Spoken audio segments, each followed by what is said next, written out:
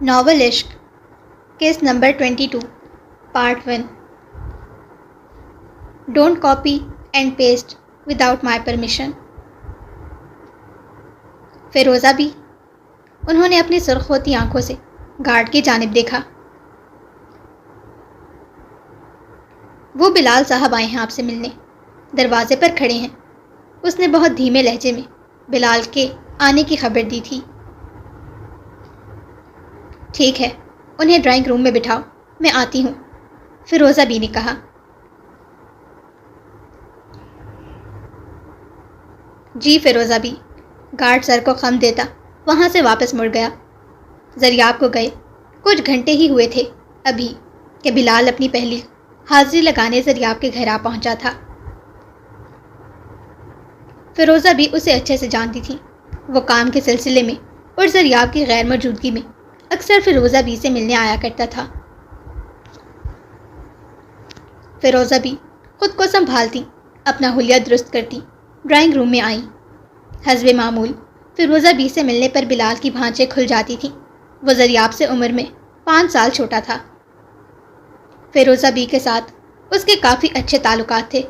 اس نے کئی بار فیروزہ بی کو زریاب کی غیر موجودگی میں اداس دیکھا تھا، پر ان کی سرخ اور سوجی آنکھیں آج اسے تفتیش میں ڈال رہی تھیں.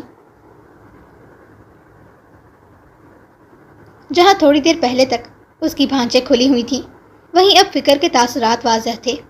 بلال نے سلام دعا کے بعد فوراً فیروزہ بی کا ہاتھ چوم کر اپنے ماتھے سے لگایا. انہوں نے بھی جواباً اس کے سر پر ہاتھ پھیرا اور جا کے صوفے پر بیٹھ گئیں. وہ کچھ دیر کھڑا انہیں دیکھتا رہا، پھر اسی صوفے پر کچھ فاصلے پر جا بیٹھا.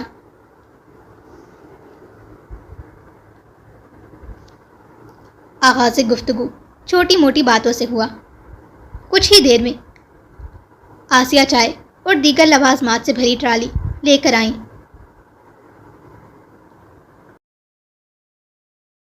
فیروزہ بی کا رویہ کافی حد تک سنجیدہ تھا. بلال کے ذہن میں کئی سوالات گردش کر رہے تھے جنہیں وہ پوچھنا چاہتا تھا، پر وقت کی نزاکت کو سمجھتے ہوئے خاموش رہا.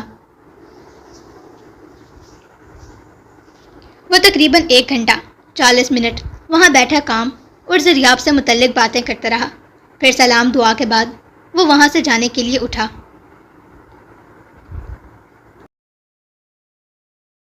ڈرائنگ روم سے باہر آتے اس کی نظر ایک لڑکی پر پڑی جسے اس نے پہلے کبھی یہاں نہیں دیکھا تھا، اور نہ ہی زریاب نے جانے سے پہلے اس کا ذکر کیا تھا. وہ پلر سے اپنی پشت ٹکائے دونوں گھٹنوں میں منہ دیے بیٹھی تھی، جس کے سنہری بال اس کی پشت پر بکھرے ہوئے تھے. مہرو مہرو، یہ 2 آوازیں بلال کے پیچھے سے آئی تھیں. یقیناً وہ فیروزہ بی کی ہی تھیں. انہوں نے وہیں بیٹھے بیٹھے مہر کو بلند آواز سے پکارا تھا. مہر نے اپنا چہرہ گھٹنوں سے باہر نکالا اور سامنے کی طرف دیکھنے لگی، اس انتظار میں کہ شاید فیروزہ بی اسے ایک بار پھر آواز لگائیں گی. بلال اس سے کچھ فاصلے پر کھڑا تھا. بلال نے زیر لب دہرایا، مہرو. مہرو سننے پر مہر نے اپنا چہرہ اوپر کر کے اسپاٹ چہرے کے ساتھ بغور بلال کو دیکھا. اس نے پورے 60 سیکنڈ تک بنا پلکے جھپکائے بلال کی آنکھوں میں دیکھا اور پھر وہاں سے اٹھی اور ڈائننگ روم میں چلی گئی. 7 سیکنڈز. ان 60 سیکنڈز میں وہ بلال کا پورا وجود ڈھیر کر گئی تھی. وہ چند لمحوں تک بت بنا کھڑا رہا. مہر کے جانے کے بعد جب اس نے سر جھٹکا تو اس کے پاؤں لڑکھڑائے اور وہ گرنے سے بچا.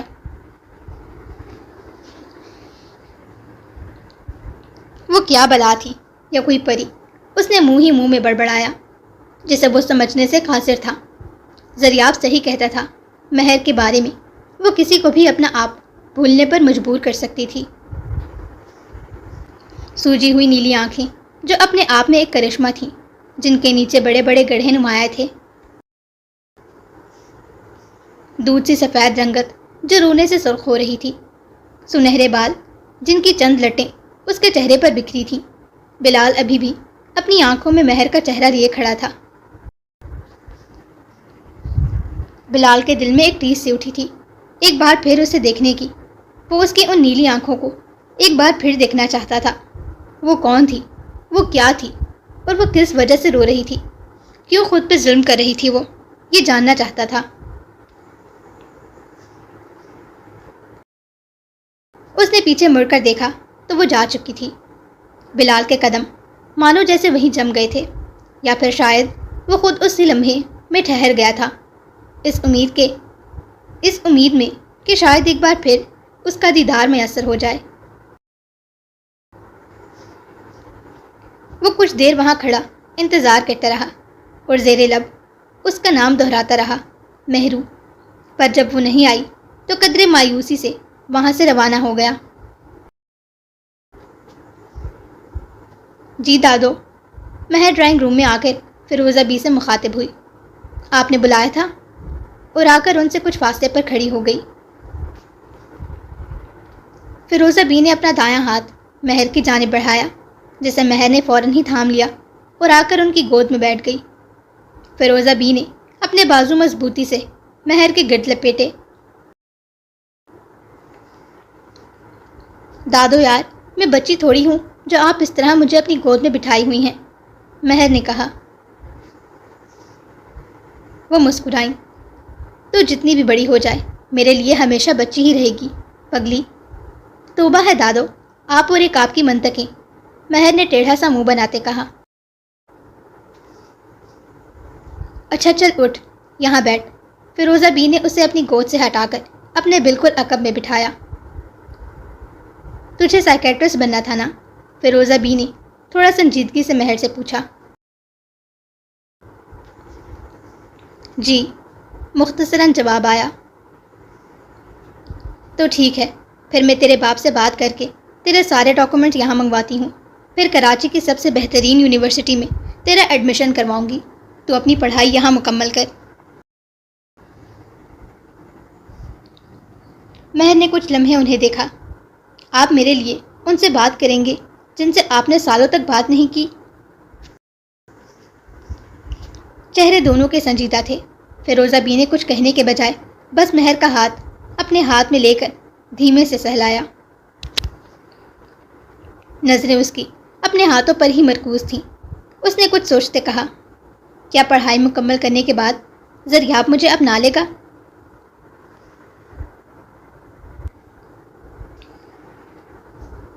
فیروزہ بی نے اس کے ہاتھوں پر اپنی پکڑ مضبوط کرتے کہا، میں نے تجھے وہ راستہ دکھایا ہے جس کے در سے کوئی آج تک خالی ہاتھ نہیں لوٹا۔ تو نے ہی کہا تھا نا زریاب کو کہ تو اسے اس کے رب سے مانگے گی، اور وہ رب صرف اس کا نہیں تیرا بھی ہے، بلکہ ہم سب کا رب وہی ہے۔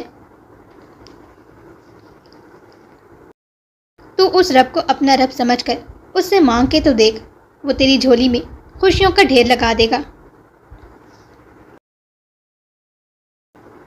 وہ اپنے ہر بندے سے 70 ماؤں سے زیادہ پیار کرنے والا ہے، جیسے اب تک تو اپنی ہر ضد اپنے باپ سے پوری کرواتی آ رہی تھی، بالکل اسی طرح اب تو اپنی ہر ضد، اپنی ہر بات، اپنی ہر خواہش اپنے اللہ سے پوری کروا۔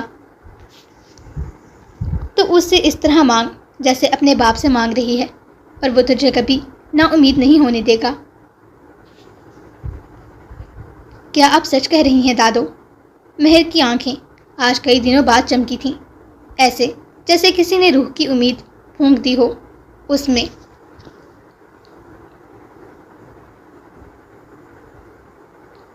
فیروزہ بھی اسے دیکھ خود بھی مسکرا دی۔ وہ مہر کو جیسا بنانا چاہتی تھیں، وہ اب اپنی مرضی اور خوشی سے ویسا بننے کے لیے تیار ہو گئی تھی، پر زریاب کی جدائی کی قیمت ادا کرنے کے بعد۔ شاید یہ سب ایسے ہی لکھا تھا۔ ہاں میری جان، میں سچ کہہ رہی ہوں۔ پھر مجھے بتائیں نا، میں کیسے اللہ سے مانگوں؟ اس نے تجسس سے پوچھا۔ اللہ کے قریب ہو کر، جواب دو ٹوک آیا۔ اور اللہ کے قریب کیسے ہوتے ہیں؟ ایک بار پھر سوال کے جواب میں سوال آیا تھا۔ مہر کی بات سن کر فیروزہ بھی دل سے مسکرائیں۔ اللہ کے دکھائے گئے راستوں پر چل کر اور ان پر عمل کر کے۔ اب کی بار مہر کی طرف سے کوئی سوال نہیں آیا، وہ بس جانچتی نظروں سے فیروزہ بی کو دیکھ رہی تھی۔ صاف ظاہر تھا کہ فیروزہ بی کہے الفاظ مہر کے دماغ کی اوپری منزل تک نہیں پہنچے تھے۔ فیروزہ بی نے ایک لمبی تحمید باندھتے کہا، اچھا چل یہ بتا، تو کیا جانتی ہے دین اسلام کے اور اللہ کے بارے میں؟ مہر نے اپنے بائیں ہاتھ کی آستین کھینچ کر اپنی ناک رگڑتے کہا، یہی کہ وی آر مسلمز۔ خاموشی۔ فیروزہ بھی مزید کچھ سننے کے انتظار میں تھی، پر مہر کی طرف سے خاموشی دیکھ خود پوچھ پڑی، اور کیا؟ مہر نے قدرے بے نیازی سے اپنے دونوں کندھے اچکاتے کہا۔ مطلب صاف تھا کہ وہ اسلام سے حد درجہ دور تھی۔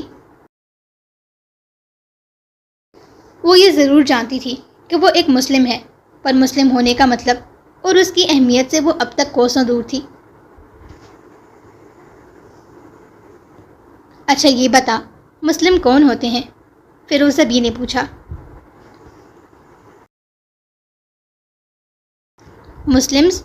مسلمز ہوتے ہیں جیسے اور باقی ریلیجنز کے لوگ ہوتے ہیں، بالکل ویسے ہی۔ مہر کے جواب نے کچھ دیر کے لیے فیروزہ بی کو خاموش کر دیا تھا۔ مہر بہت معصوم تھی، اسے بس وہ پتہ تھا جو اس کے باپ نے بتایا۔ اس کا باپ وہ تھا جس کو پروان چڑھانے والی وہ خود تھیں، اور کتنی بار انہیں اپنی ہی اولاد کے ہاتھوں ذلیل ہونا تھا۔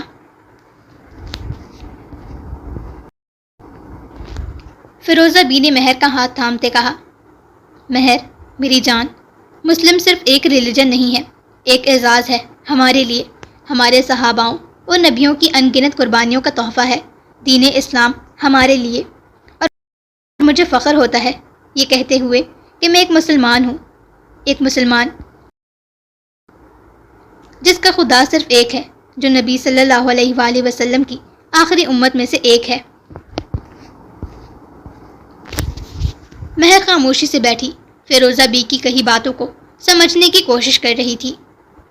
مہر، میں چاہتی ہوں تو مکمل اسلام لے آ، اللہ پر صرف مسلمان ہونا ہی کافی نہیں ہے۔ میں جانتی ہوں اس میں تیری کوئی غلطی نہیں۔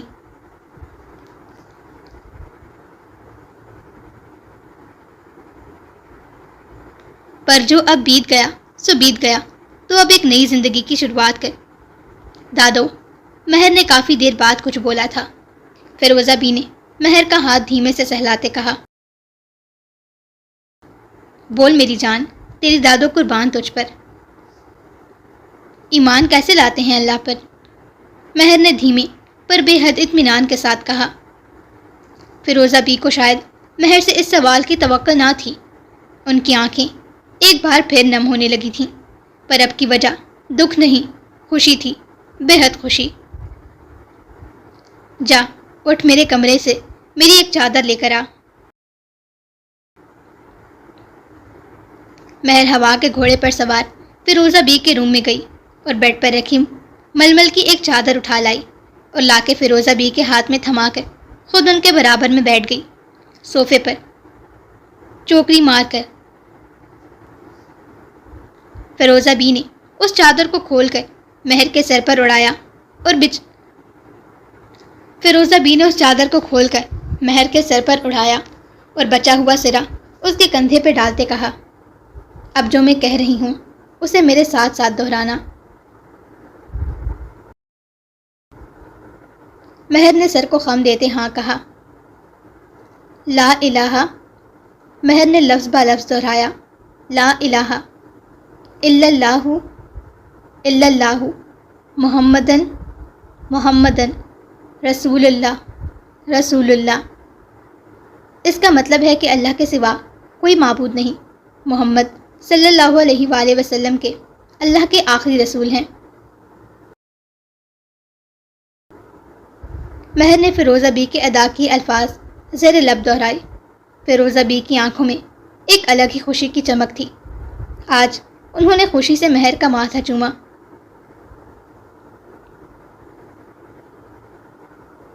پھر باری باری اس کی دونوں آنکھیں، پھر اس کے دونوں ہاتھوں کو اپنے ہاتھوں میں لے کر اپنی آنکھوں سے لگایا۔ فیروزہ بی کو اس قدر خوش دیکھ کر مہر کے لبوں کو بھی مسکراہٹ نے چھوا تھا۔ یا اللہ تیرا شکر ہے، فیروزہ بی نے دھیمے سے کہا۔ دادو کیا میں اب اللہ پر ایمان لے آئی ہوں؟ مہر نے سوال کیا۔ تو ایمان لے آئی ہے، بس تجھے اب اپنے ایمان کو پکا کرنا ہے اور اس پر ثابت قدم رہنا ہے، فیروزہ بی نے کہا۔ تو اب مجھے کیا کرنا ہوگا؟ اس نے سوالیہ نظروں سے دیکھتے کہا۔ وہ مسکرائیں۔ اب اللہ کی عبادت کرنی ہوگی، قرآن پاک پڑھنا ہوگا، نمازیں پڑھنی ہوں گی، احادیثوں پر عمل کرنا ہوگا، اسلام کے اصولوں پر چلنا ہوگا۔ یہ وہ چیزیں ہیں جو ہم سب مسلمانوں پر فرض کی گئی ہیں۔ جیسے آپ کرتی ہیں، مہر نے فوراً ٹوکتے کہا۔ اس کے جواب میں فیروزہ بی نے خوش دلی سے کہا، ہاں میری جان، جیسے میں کرتی ہوں اللہ کی عبادت۔ دادو میں آپ کی ہر خواہش پوری کرنا چاہتی ہوں، ویسا بننا چاہتی ہوں اب جیسا آپ نے زریاب کو بنایا ہے۔ وہ بھرائے لہجے میں بول رہی تھی۔ میں چاہتی ہوں دادو کہ میں وہ مہر النساء خانزادی بن جاؤں جس کی شاید کبھی زریاب نے خواہش کی تھی۔ اس کی آنکھیں ایک بار پھر نم ہونے لگی تھیں۔